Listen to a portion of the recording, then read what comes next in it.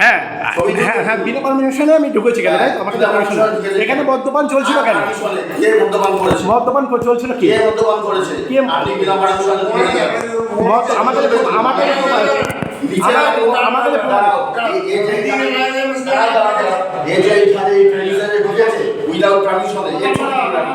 আপনার প্রমাণ কি বলুন? হ্যাঁ, আপনি ছবি তুলুন, আপনি ছবি তুলুন, ছবি তুলুন, ছবি তুলুন, অবশ্যই আপনি ছবি তুলুন। হ্যাঁ, ছবি তুলুন। আপনারা এখানে মদ্যপান করছেন কেন? মদ্যপান করেছেন কেন? হ্যাঁ, মদ্যপান করছেন কেন? আচ্ছা, আপনারা যেটা করেছেন আমি ছবি, ঠিক আছে, আচ্ছা ঠিক আছে। আপনার নামটা আপনার নামটা বলুন।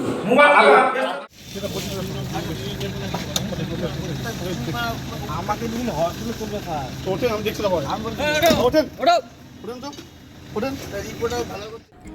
নদিয়ার কৃষ্ণনগর শক্তিনগর জেলা হাসপাতালের প্রাঙ্গণে চাঞ্চল্যকর ঘটনা সামনে এসেছে, যেখানে হাসপাতালের নিরাপত্তা ব্যবস্থা নিয়ে সুপ্রিম কোর্ট প্রশ্ন তুলেছে। ঠিক সেই সময় হাসপাতালের ক্যাম্পাসের ভেতরে এক ঘরের মধ্যে বসে চলছে মদ্যপানের আসর।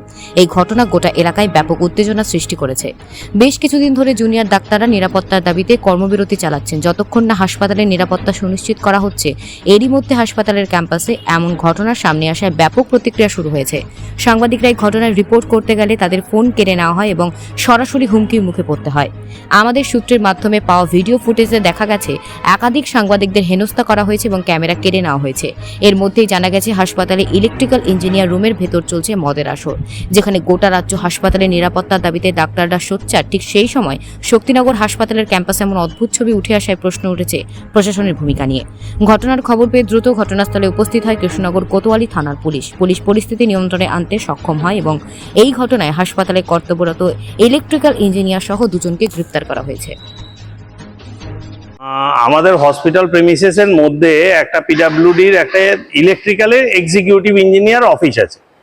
সে আমাদের হসপিটাল প্রেমিসেসের শক্তিনগর ক্যাম্পাসের মধ্যেই আছে। আমাদের কাছে এই ক্যাম্পাসের মধ্যে কিছু লোক ঢুকেছে এইরকম কিছু খবর পুলিশ দিয়েছে। আমরা পুলিশকে বলেছি যে আপাতত যে বা যারা থাকুক এই ঘটনার সাথে জড়িত তাদেরকে পুলিশকে আমরা ইনস্ট্রাকশন দিয়েছি, তারা যাতে পুলিশ তাদেরকে অ্যারেস্ট করে বা আইনানুগ ব্যবস্থা নেয়। আমাদের কোনো স্টাফ, আমাদের কাছে অন্তত খবর নেই, আমার কাছে অন্তত কোনো ফোন আসেনি কোনো স্টাফের ব্যাপারে যে কোনো স্টাফ ওখানে আছে।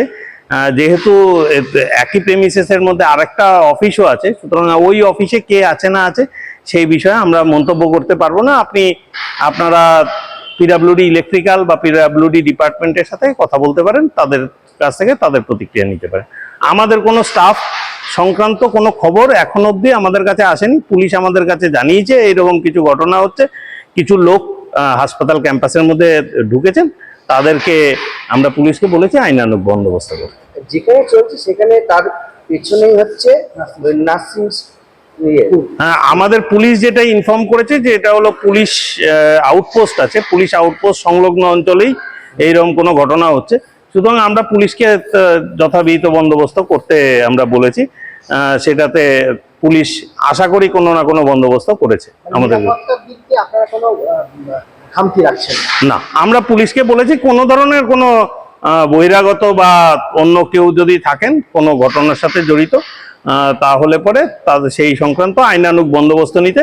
তবে এইটুকু বলতে পারি, আমাদের কোনো হসপিটালের কোনো বিল্ডিং এর মধ্যে আমাদের হসপিটালে ওই যে বললাম একাধিক অফিস আছে, যেখানে পুলিশ আউটপোস্ট আছে, সেখানে পিডব্লিউডি ইলেকট্রিক্যালের প্রেমিসেস আছে।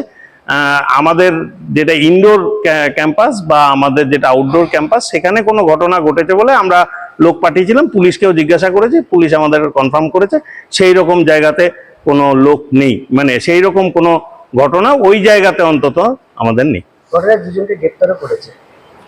সেটা পুলিশ আমাদেরকে সেই বিষয়ে আমাদের এখনো কিছু জানায়নি, যে পুলিশকে আমরা ফ্রি হ্যান্ড দিয়েছি এই বিষয়ে যে ধরনের আইনানুগ বন্দোবস্ত নেওয়া সেটা আইনানুগ বন্দোবস্ত পুলিশ নিতে পারে।